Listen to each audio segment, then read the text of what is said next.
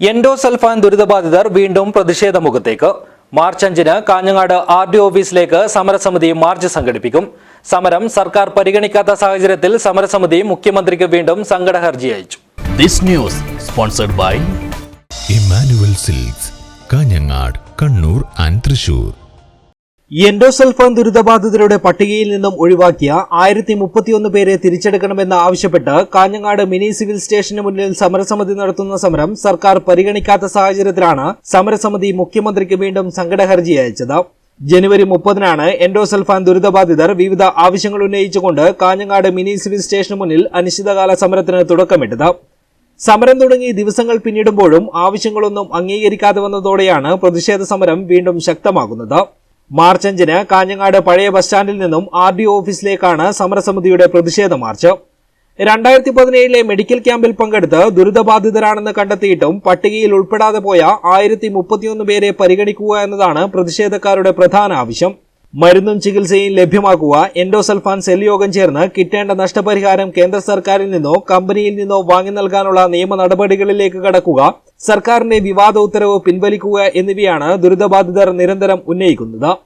സമരത്തിന് സർക്കാർ പ്രാധാന്യം നൽകുന്നില്ലെങ്കിൽ നിരാഹാര സമരത്തിലേക്ക് കടക്കുമെന്ന് ദുരിതബാധിതർ പറഞ്ഞിരുന്നു. പട്ടികയിലെടുത്ത് കാരണമില്ലാതെ ഒഴിവാക്കപ്പെട്ട 1031 പേരാണ് നമ്മൾ സമരം ചെയ്യുന്നത്. അപ്പോൾ നമ്മളെ കാര്യം എന്ന് പറയുന്ന മുഖ്യമന്ത്രിയും മറ്റുള്ള എല്ലാവരെയും ഉദ്യോഗസ്ഥന്മാരെയൊക്കെ ഞങ്ങൾ അറിയിച്ചാണ് ഇവിടെ സമരം തുടങ്ങിയത്. അപ്പോൾ നമ്മളെ കാര്യത്തിൽ എന്തായാലും പെട്ടെന്ന് തന്നെ തീരുമാനം എടുക്കുന്നതന്നെ ഞങ്ങളെ പ്രതീക്ഷ. എന്നാലും അടിയന്തരമായി ഇതിനൊരു ഇത് കാണണം. നമ്മളമ്മമാർ തെരുവിലിറങ്ങി സമരം ചെയ്യുകയാണ്. നമ്മളെ ഒരുപാട് ദുരിതം അനുഭവിക്കുന്ന കുട്ടികളാണ് പട്ടികയിലുള്ളത്. ഞങ്ങളെടുത്തതാണ്, വിദഗ്ധ ഡോക്ടർമാർ പരിശോധിച്ചിട്ടാണ് ഞങ്ങളെടുത്തത്. ലിസ്റ്റ് ഞങ്ങളുടെ കയ്യിലുണ്ട്.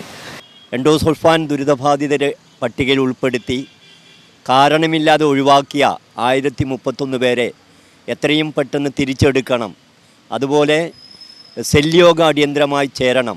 കൂടാതെ 2011 ശേഷം ജനിക്കുന്ന കുട്ടികൾ എൻഡോസൾഫാൻ ദുരിതബാധിതരുടെ പട്ടികയിൽ ഇടം തേടാൻ സാധ്യതയില്ല, അതിന് അവകാശമില്ല എന്ന സർക്കാർ തീരുമാനം പിൻവലിക്കുക, മരുന്നും ചികിത്സയും നൽകുക. ഈ ആവശ്യങ്ങൾ ഉന്നയിച്ചാണ് ഈ ദിവസങ്ങൾ അത്രയും ഇവിടെ അമ്മമാർ സമരം നടത്തിക്കൊണ്ടിരിക്കുന്നത്. നമ്മുടെ ഭരണാധികാരികൾ എന്തു തന്നെയായാലും ഇത് ശ്രദ്ധിക്കണം. കാരണം ഇത് വളരെ നീതിയുക്തമായ ഒരു സമരമാണ്. ഇവിടുത്തെ ദുരിതബാധിതരുടെ അവകാശങ്ങൾക്ക് വേണ്ടി ചെയ്യുന്ന ഒരു സമരമാണ്. ഇവിടെ മറ്റേതെങ്കിലും വിഷയത്തോടല്ല ഇവർ സമരം ചെയ്യുന്നത്.